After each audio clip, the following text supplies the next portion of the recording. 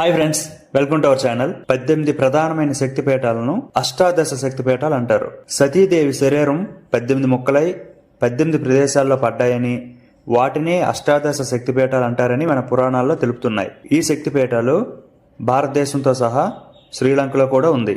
శ్రీలంకలో ఒకటి ఉండగా మిగతా 17 శక్తిపీఠాలు మన భారతదేశంలోనే ఉన్నాయి. అమ్మవారి శరీరంలో 18 భాగాలు పడిన ప్రదేశాలు ఇవే. వాటిని దర్శించుకుంటే మహాపుణ్యం కలుగుతుందని పురాణాల్లో తెలుపుతుంది.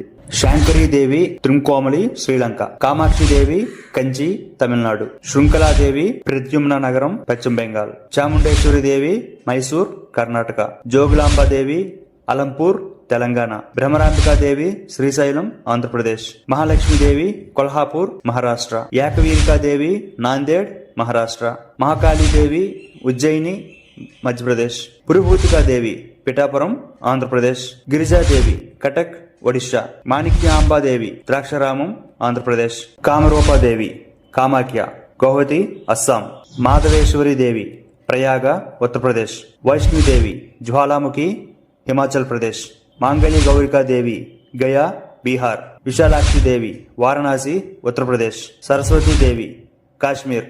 Thank you friends.